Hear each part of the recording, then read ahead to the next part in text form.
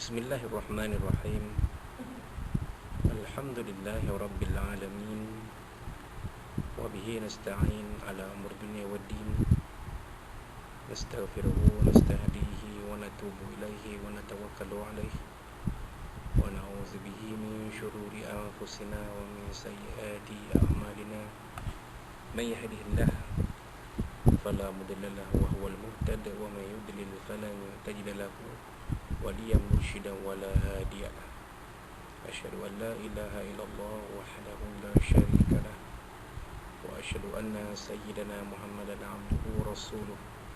Allahumma salli wa sallim wa barik ala hadha nabiyil karim sayyidina wa habibina wa syafi'ina wa zuhrina wa maulana Muhammadin al-Mustafa wa ala alihi wa sahbihi wa man da'a bida'watihi wa tamassaka bisunnatihi wa jahada fi sabilillah ila yaumiddin. Rabbi shrah li sadri wa yassir li amri wa hlul 'uqdatam min lisani yafqahu qawli. Subhanaka la ilma lana illa ma 'allamtana innaka antal alimul hakim. Wa la hawla wa la quwwata illa billahil azim. Allahumma iftah 'alaina hikmataka wanshur 'alaina min khazaini rahmatika ya arhamar rahimin. Allahumma arinal haqqa haqqan warzuqna ittiba'ah wa arinal batila batilan warzuqna ijtinabah. Qala Allah subhanahu wa ta'ala fi kitabil aziz, a'udzu billahi minasyaitonir rajim. Bismillahirrahmanirrahim.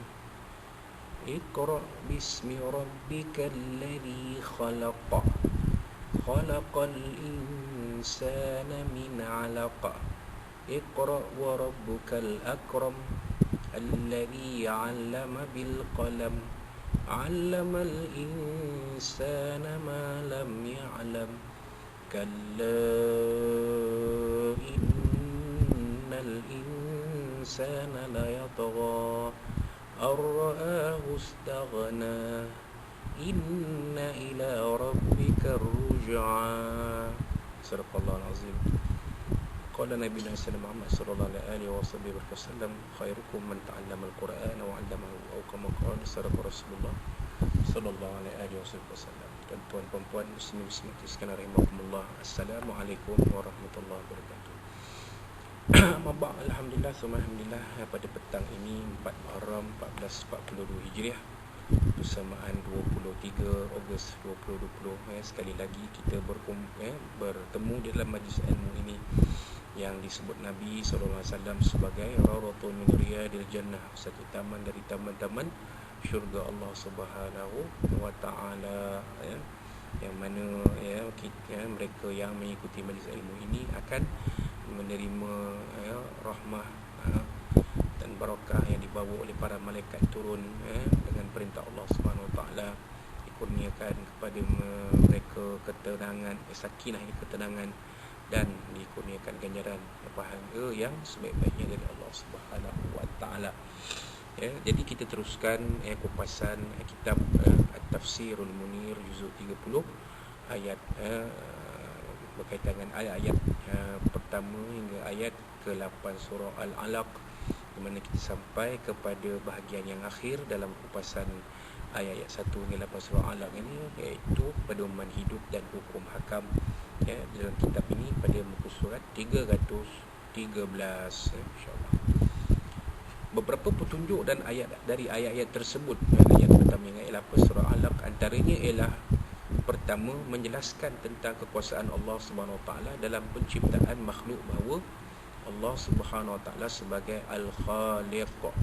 Ayat ini juga mengingatkan tentang asal kejadian manusia dari alaq, iaitu seketul darah yang beku, lembut dan tidak keras.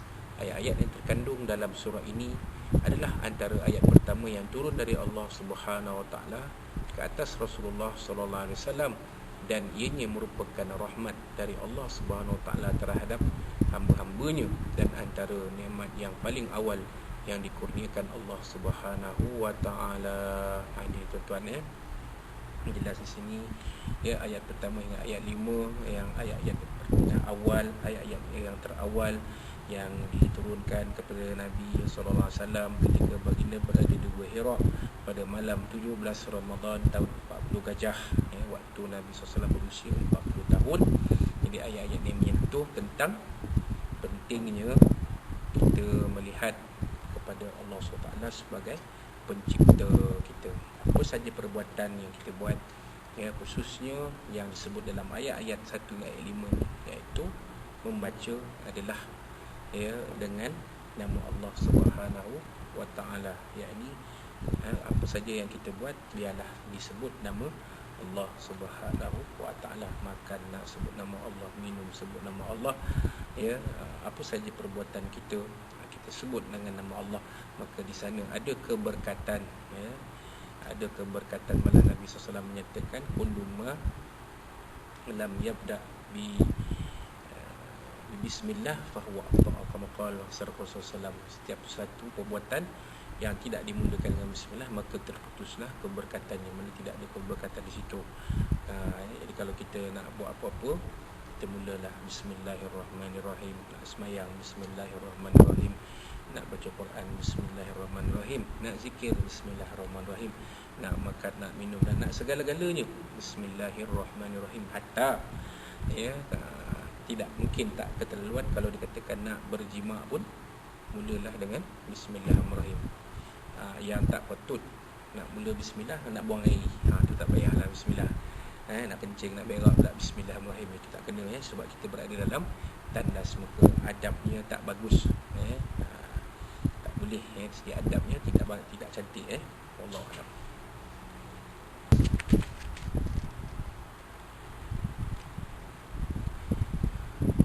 Yang kedua, Allah SWT memerintahkan Rasulnya supaya membaca Al-Quran dengan menyebut nama Tuhannya yang telah menciptakan dan Tuhan yang telah mengajar manusia dalam perkara yang mereka tidak mengetahuinya.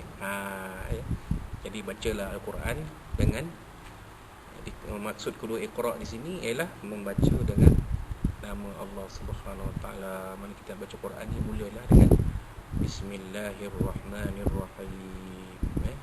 Itu kalau tidak dalam tilawah Al-Quran, peserta tilawah, bila nak mula bacaan dimulakan dengan a'udzubillah dan bismillahirrahmanirrahim, a'udzubillah minasyaitanirrajim dan bismillahirrahmanirrahim. Kenapa? Kerana Tuhanlah, Allah SWT lah yang mencipta kita semua, dan Allah SWT yang mengajar kita tentang perkara yang kita tidak tahu.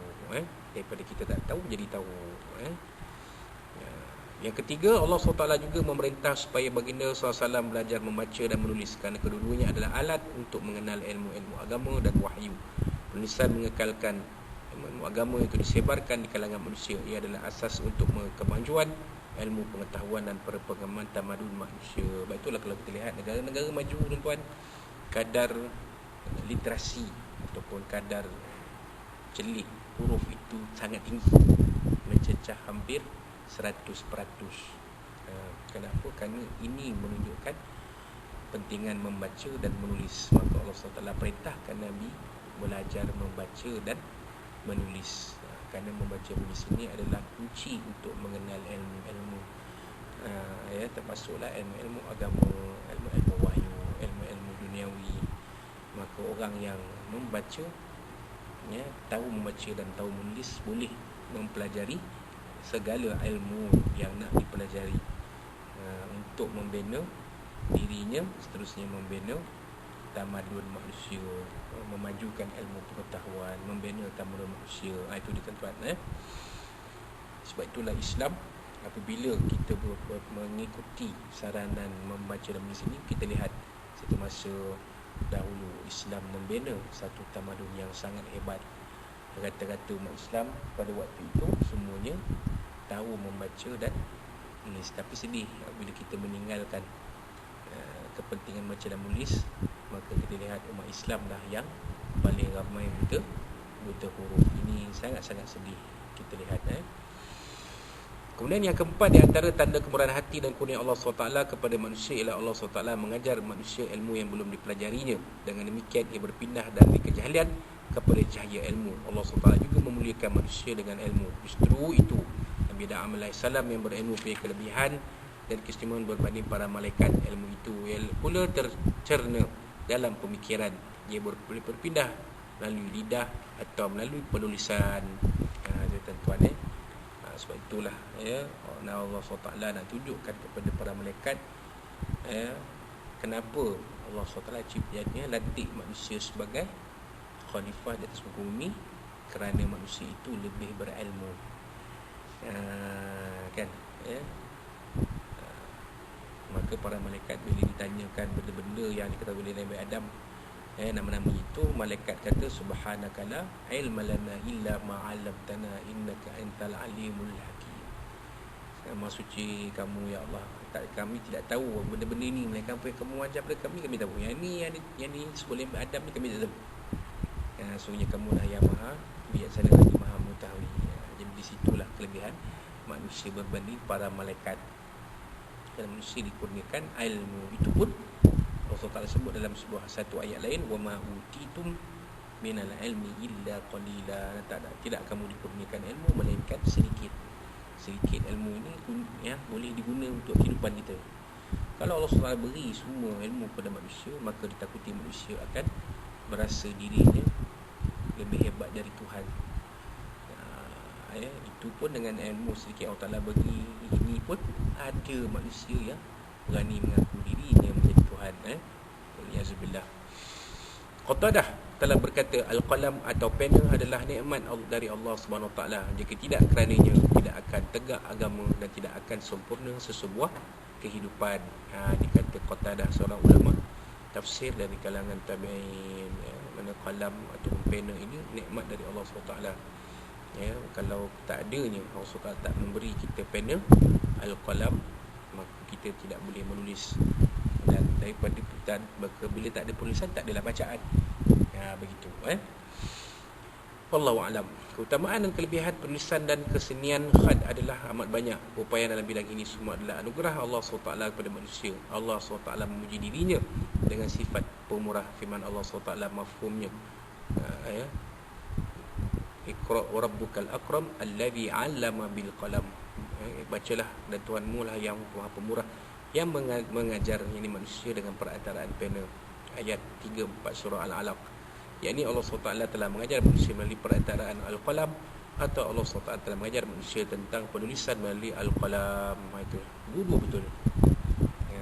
Dengan qalam, dengan pena, manusia mendapat ilmu. Kita mengajar manusia pun menggunakan pena. Cikgu saya di sekolah pun akan menulis di papan hitam menggunakan kapur ataupun menggunakan pen dakwah basah, whiteboard, pen papan putih kan. Jadi adalah pena juga. Ketika mana Allah SWT menghitung segala nikmat yang dikurniakan kepada manusia, sama ada yang bersifat zahir atau batin, Allah SWT telah menyifatkan dirinya dengan sifat Maha Pemurah melalui firman-Nya, mafhumnya.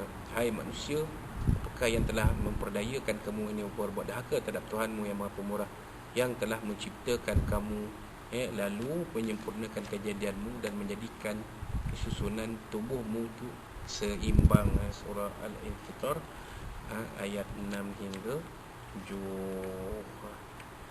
Mari kita lihat, kita baca ayat ini supaya kita semua dapat pahala mendengar bacaan ayat suci Al-Quranul Karim. A'udzubillahi minasyaitonir rajim. Ya ayyuhal insanu ma gharraka bi rabbikal karim alladzi khalaqaka fasawwaka fa'adalak. Itu dia ayatnya. Seawal makhluk dinyatakan dalam sebuah hadis sahih, seawal makhluk yang dijadikan oleh Allah SWT ialah Al-Qalam. Maka Allah SWT telah berfirman kepadanya, tulislah. Kemudian Al-Qalam itu menulis segala sesuatu hingga hari kiamat. Maka Al-Qalam kedudukan di sisi Allah adalah di atas arash. Jadi pertama, kata dalam sebuah hadis sahih ini, makhluk pertama Allah Ta'ala cipta ialah Al-Qalam. Allah Ta'ala perintahkan Al-Qalam itu tulis. Allah Ta'ala Al-Qalam ini menulis hinggalah ke hari kiamat. Apa-apa Al-Qalam itu kita tidak ketahui, kerana ini adalah benda ghaib. Wallahu rasuluhu a'lam. Kita tak tahu bagaimanakah rupanya Al-Qalam itu. Tapi kalau rupa pen kita tahu lah, panjang, recong, ujungnya tajam. Kalau dulu dibuat daripada bulu ayam, di ujungnya ada boleh kita celupkan dakwat dan tulis. Nak kering celup lagi. Sekarang ada pen, dimasukkan dakwat pen di dalamnya. Dan bentuk pen pun macam-macam sekarang. Ada fountain pen, ada ball pen dan sebagainya. Jadi fungsinya sama. Itu juga pensel pun serupa juga. Pensel dia tidak ada dakwat, dia menggunakan arang. Pensel, perbezaan pensel dengan pen. Pensel boleh dipadam menggunakan pemadam. Pen tidak boleh dipadam, melainkan digunakan pemadam cecair ataupun liquid paper. Macam dalam iklan dulu kan, liquid paper padam segera. Tu dia iklan zaman saya sekolah dulu tu. Wallahu alam. Sesungguhnya sifat ummi Rasulullah SAW dan kemampuan baginda membaca dan menulis serta ajaran Allah SWT tentang itu adalah satu mukjizat yang besar dan hujah yang mantap tentang kekuasaan Allah Subhanahu Wa Taala. Jadi Allah Taala berkuasa menjadikan kita boleh membaca dan menulis, dan Allah SWT juga berkuasa menjadikan seorang itu ummi, buta huruf, tidak boleh baca, tak boleh tulis. Itu semua adalah dari Allah Subhanahu Wa Taala. Sebab itulah kita lihat ada orang literasinya tinggi, ada orang literasinya rendah, ada orang memang bijak, ada orang sampai menguasai segala ilmu yang mampu dikuasainya. Ada orang hanya literasinya hanya sekadar perkara yang asas saja, membaca, boleh mengira, kerana pelajarannya tidak tinggi. Ini semua adalah dari Allah Subhanahu Wa Taala. Yang kelima Allah SWT mendedahkan tentang sifat buruk manusia, iaitu terlalu gembira, angkuh dan melampaui batas bila melihat dirinya menjadi kaya dan banyak harta. Oleh itu Allah SWT mengancam dan menjanjikan kepada mereka bahawa mereka pasti akan kembali kepada Allah SWT dan akan disiasat tentang hartanya dan dari mana ia dapat dibelanjakannya. Menurut para ulama, ayat tafsir ayat ini diturunkan kepada Abu Jahal. Ianya adalah ayat bersifat umum menurut kaedah wal ibratu bimul lafzi la bi khususis sabab. Jadi ayat yang ke-6, ke-7 dan ke-8 ini khusus ditujukan kepada Abu Jahal ketika ayat ini diturunkan, tetapi umumnya ialah kepada mana-mana manusia yang melampaui batas, yang angkuh, yang bongkak, yang sombong, yang memiliki sifat-sifat yang tidak disukai manusia. Jadi ayat ini ditujukan kepada manusia-manusia jenis ini. Jadi kita sebagai manusia jadilah manusia yang memiliki sifat-sifat yang baik, tidak memiliki sifat-sifat yang disebutkan ini, tidak memiliki sifat-sifat yang dimiliki oleh Fir'aun, oleh Qarun, oleh Haman, oleh Abu Jahal, Abu Lahab dan yang sekawan dengan mereka. Menurut Abdullah bin Abbas radhiyallahu anhu, ketika turunnya ayat ini dan didengari pula oleh kaum musyrikin, maka datanglah Abu Jahal kepada Rasulullah SAW lalu berkata, "Wahai Muhammad, kamu mendakwa bahawa sesiapa yang melihat dirinya serba cukup nikahi, dia akan melampaui batas. Maka jadikanlah bukit Mekah ini emas kerana kami. Mudah-mudahan sebahagian menjadi habuan kami. Kemudian bolehlah kami melampaui batas dan meninggalkan agama kami serta mengikut agamamu." Jadi apakah kata-kata, maksud kata-kata Abu Jahal ni pada kita? Ia adalah satu sindiran yang tajam, satu sindiran yang tajam pada Nabi SAW. Nabi Abu Jahal memerli Nabi SAW apabila mendengar ayat ini, kerana dia terasa pedas kerana termakan cili yang ada di dalam ayat ini. Macam itulah maksudnya. Maka diperli Nabi SAW. Lalu datanglah Jibril dan berkata kepada Rasulullah SAW, "Wahai Muhammad, berikan mereka pilihan. Jika mereka mengendakinya, kami akan tunaikan apa yang mereka mahu, dan jika sekiranya mereka tidak memeluk Islam, maka kami akan menghukum mereka sebagaimana kami telah hukum puak-puak dari kelompok Al-Maidah." Itu dia. Jibril memberi tawaran kepada Nabi SAW. Nabi beritahu kepada mereka boleh minta apa yang mereka mahu, tapi mereka kena meluk Islam. Kalau tak, mereka akan menerima siksaan seperti umat yang terdahulu. Kemudian baginda Rasulullah SAW sedar bahawa kaumnya ini waktu itu tidak akan menerima ajakannya. Maka baginda pun mengelak perjanjian berkenaan untuk kesinambungan mereka ataupun untuk survival mereka. Kerana Nabi SAW tahu umat Quraisy ketika itu tidak seperti umat-umat yang terdahulu. Nabi SAW dibukakan pengetahuan oleh Allah SWT bahawa nantinya orang-orang Quraisy yang menolak ajakan baginda ini, mereka akan memeluk Islam juga akhirnya nanti, ketika berlaku peristiwa pembukaan kota Makkah, melainkan mereka yang mati sebelum peristiwa pembukaan kota Makkah ini, dan mereka yang mati terkorban dalam keadaan kekufuran seperti Abu Jahal nanti kita lihat dalam peperangan Badar. Tak seperti mana umat yang terdahulu memang tolak habis, malah diancam pula, dicabar pula supaya azab Allah Ta'ala turun. Mereka dihapuskan oleh Allah SWT, seperti kaum Nabi Nuh, kaum Nabi Hud, kaum Nabi Saleh. Peringkat awal surah ini adalah memuji ilmu, manakala ke-6, peringkat awal surah ini adalah memuji ilmu, manakala penghujungnya pula mencela harta dunia. Dengan penampilan sedemikian rupa adalah diharapkan dapat mendorong manusia agar berpegang teguh dengan agama dan menjauhkan mereka dari bencana dunia dan harta. Itu dia tuan. Jadi pada peringkat awal surah ini, ayat yang pertama memuji dan menyatakan tentang kepentingan ilmu. Membaca adalah kunci kepada ilmu. Penghujungnya ialah innal insana la yatgha ar-ra'ahu istaghna inna ila rabbika rujaa. Penghujung surah ini ialah ayat yang ke-8 khususnya ialah mencela mereka yang mengejar harta dunia.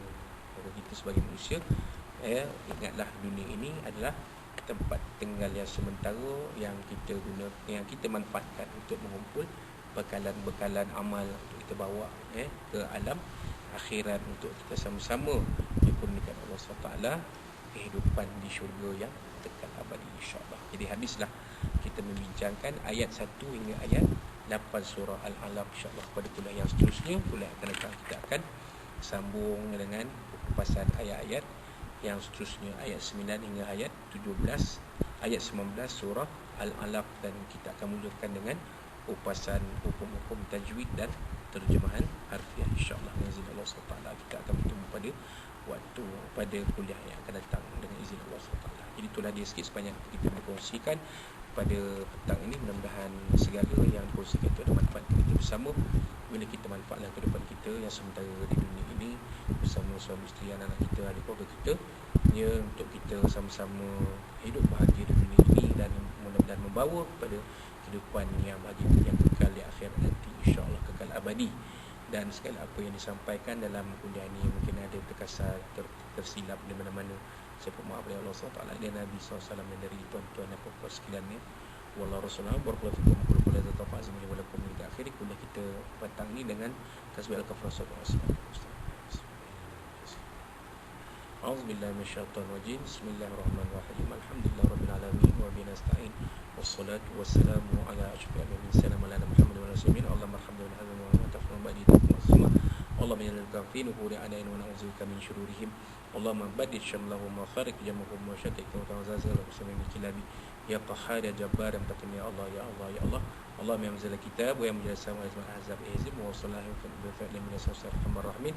Rabbana zidna wa ma yakun rabbana atina fid dunya hasanah wa fil akhirati hasanah wa qina adzabannar. Rabbana 'alaika tawakkalna wa ilaika nabna wa ilaika muslim. Rabbana taqabbal minna du'ana wa salama liman wa liqa'ana wa amana fi hadhihi al-lail mubarak min sharri Muhammad wa barik fi min alim. Tub lana ya maulana tatamarina fi asnawati wa fi asma'i da'wana alhamdulillahi rabbil alamin. Taqabbalallahu minkum minkum taqabbal billahi da wa taufiq. Wassalamualaikum warahmatullahi wabarakatuh. Wabillahi taufiq. Wassalamualaikum warahmatullahi wabarakatuh.